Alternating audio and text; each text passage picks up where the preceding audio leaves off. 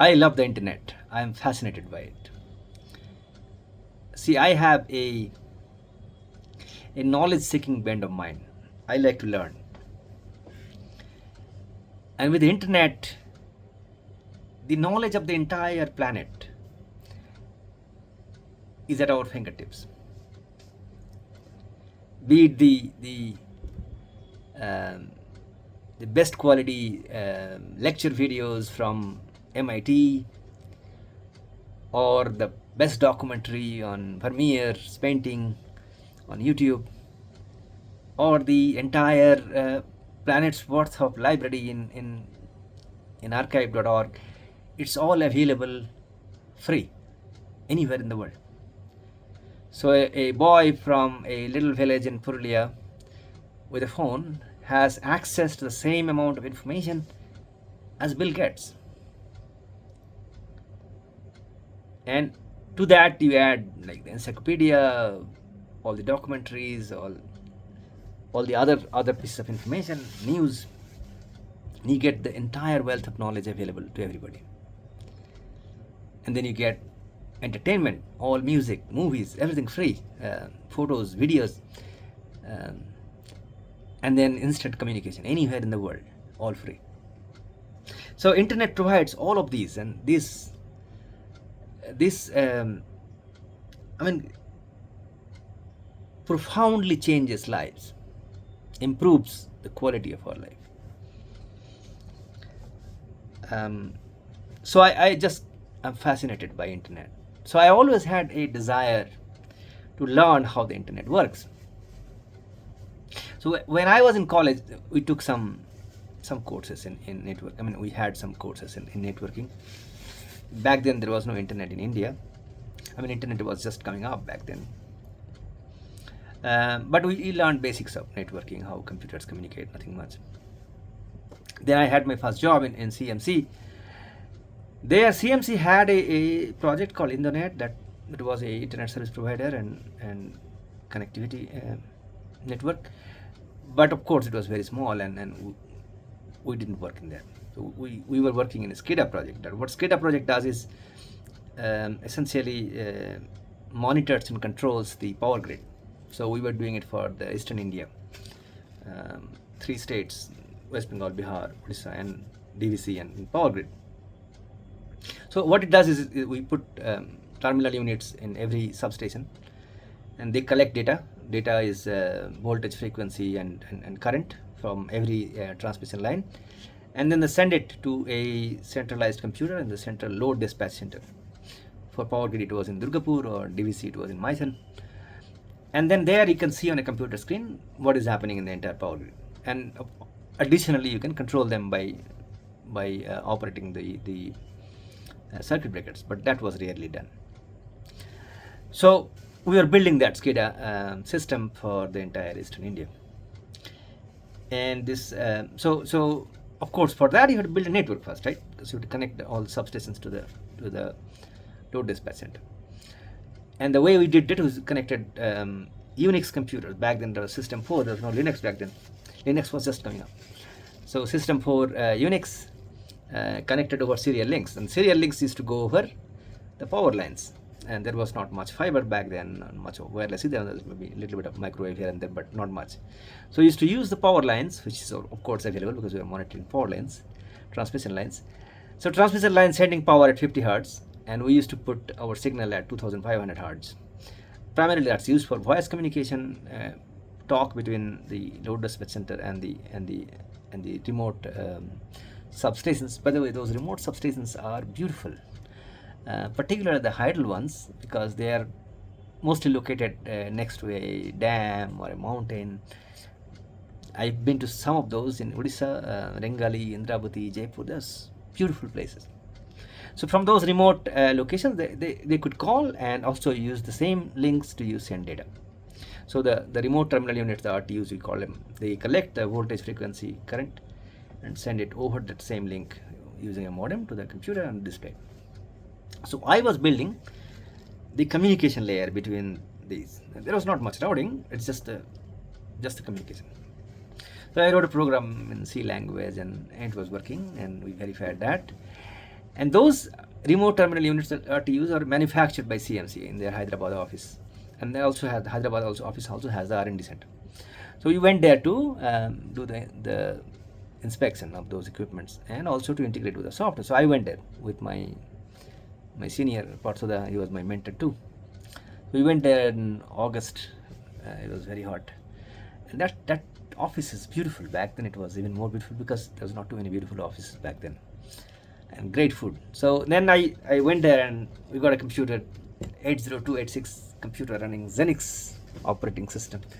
I put the floppy disk in, put my program, and I ran it. And it sent a message to the RTU and got a response, and I got the data. And I was ecstatic. The first time I could write a program that could communicate to another computer and talk to it and understand its messages. And it was fun. I ran outside, smoked a cigarette. That was my way of celebrating that great achievement. So eventually we built that. We also supported remote printing. What it means is that they could put a printer at the central location, and from the remote locations people could fire a printout. That essentially like sending a fax message. So we built all those stuffs. I mean, it was, and the data rates were very slow. I mean, it was 50 baud slowest rate, 50 bits per second. The fastest one was 250 bauds. But anyway, it was enough for us because we were sending very little amount of data. So I did that, and I loved that project. I used to stay late up there in the remote locations and build a network powered by ourselves. And then I switched field because I tried to go to US, and it was a lot more easy to go to US by building banking software than all these engineering projects. So I switched to banking. I did databases and IBM mainframe computers and so on. Then I did go to US. For the next 6 years I did banking, and I absolutely hated it. There was no challenge in it, right? I mean, it's just store and retrieve data. What is in there? I mean, there's nothing. So yeah, I mean, I wanted to get out of there, and so I quit my job and I went to Canada to study. The reason I went to Canada because one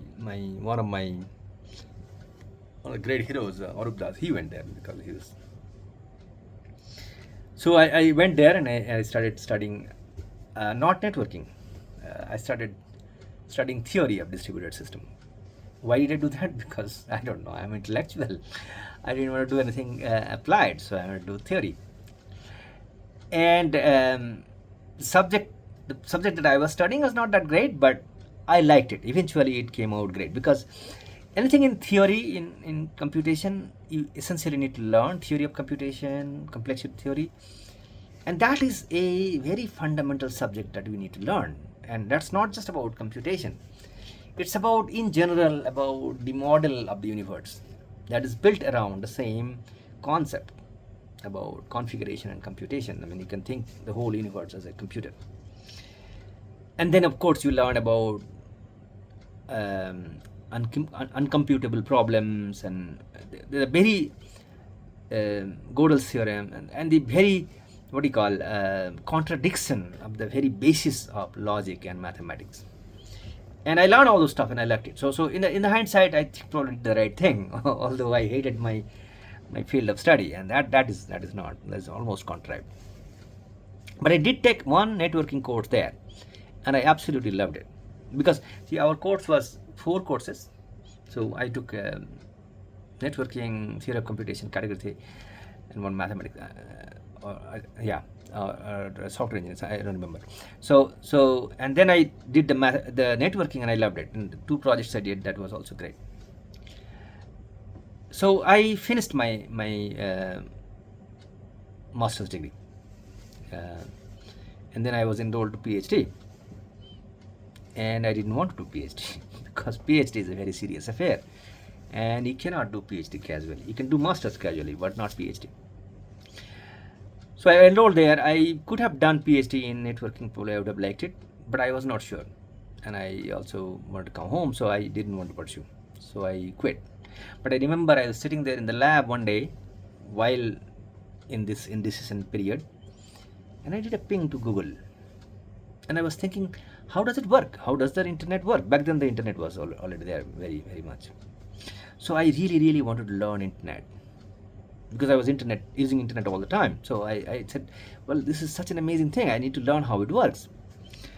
So I started doing some casual reading about LANs, about how network works, but not much. But you really have to get into it to understand. So that networking course was important in understanding, but it was not enough. So then I came back to India again. I couldn't find a job because it was tough back then. So 2.5 years I still again did all those stupid banking work. But then finally I got a break, and I gotten into Bell Labs. I always wanted to work for Bell Labs, even when I was studying, because Bell Lab is like my dream place, right, where all telephone happened, all networking happened. So that's why I thought Bell Lab is the place that I will enjoy. So I joined there. And see, I didn't have a PhD, and Bell Labs all about PhDs. They're all doing research, and they didn't consider me as qualified enough to be able to do research, because I didn't have PhD. So I was outcast among the 8-9 member team they were hired for research, and my boss was such a snob, man. He's amazing guy, great researchers, produced amazing papers, but he's such a snob. He used to consider me as ants or virus or something. I mean, why he's there? So he put me into one of those technology projects. So Bell Lab had some of these technologies that they wanted to commercialize. They were building products out of it, and they put me one of those, and they were building a router, and that couldn't be better for me. I mean, I just loved it because I didn't want to do research. I hate research. Why? I felt research is all about solving contrived problem that you create yourself, put some mathematics into it, get a paper out of it, and that's it. I want to solve real problems, and they were building a router. I mean, how much better can it be? So I really understood how router works, how you learn routes, how you forward traffic. So what does a router do? So it was great for me. I absolutely loved it. For 2.5 years, I worked like crazy. Okay, I worked 12 hours a day, coding, learning everything, concepts about layer 2 networking, Ethernet, routing, OSPF, everything. Then we did the mobile IP also, so wireless, the router part of it. So I absolutely love it.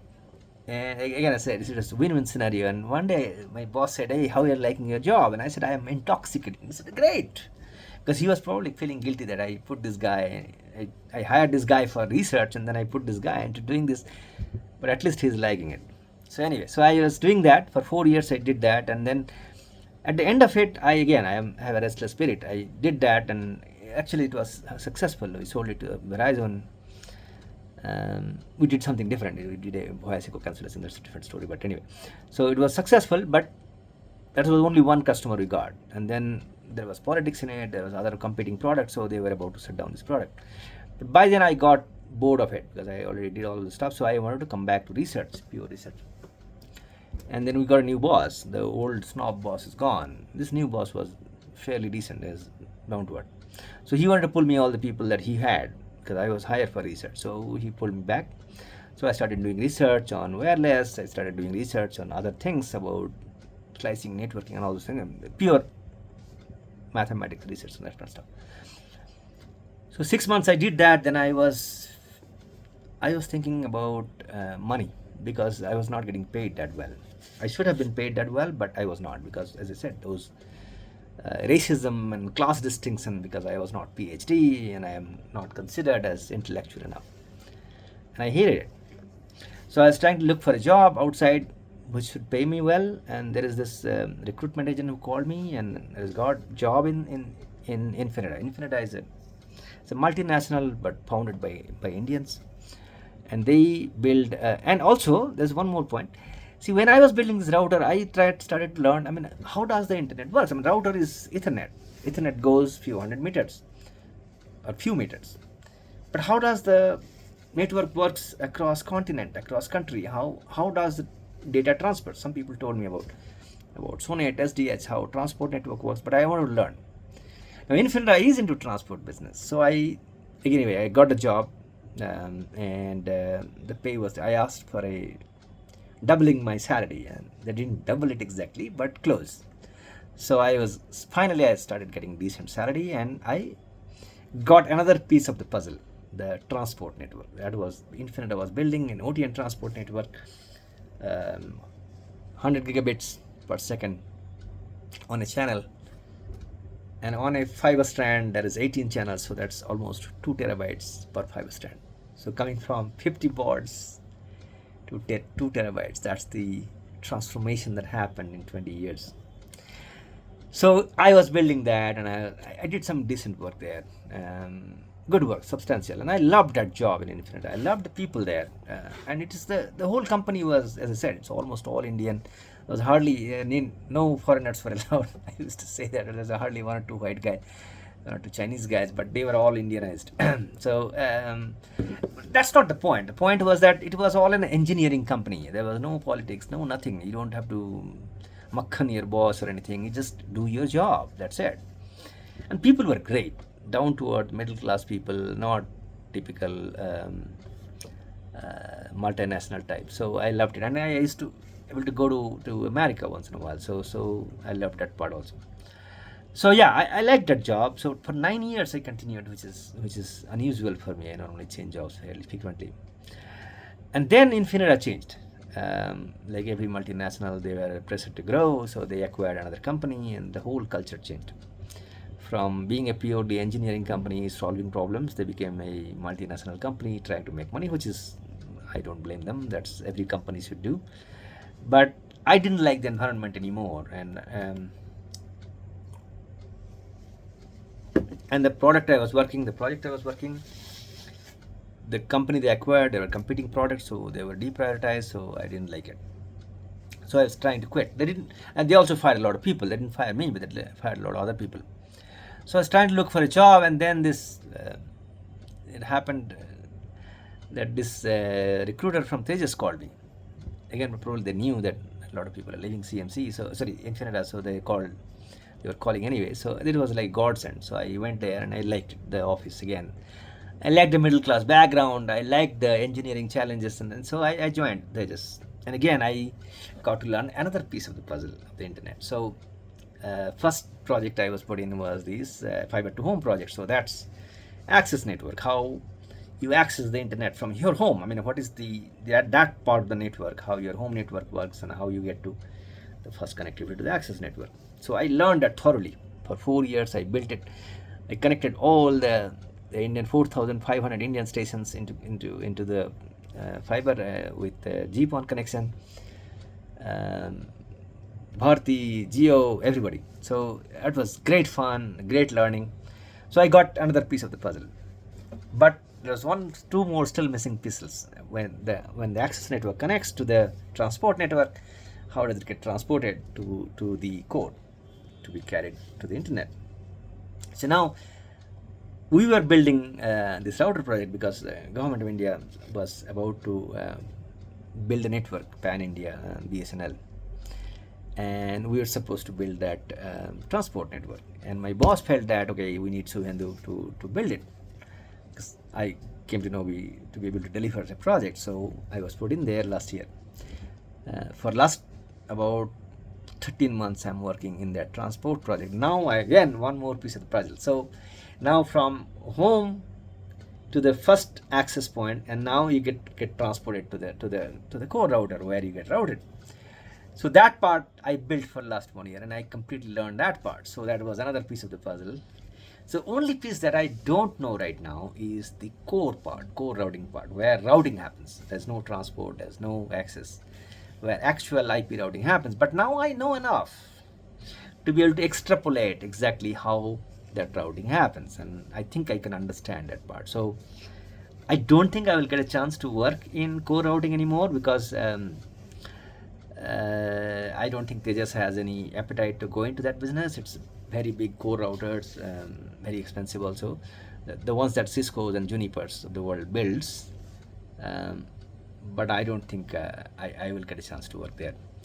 But I think I can extrapolate, and I have read enough because, as I said, I have an inquisitive bent of mind. I read enough about the routing protocols and how they operate, so I kind of can understand. So that is overall my journey towards learning the internet, and I completely enjoyed it.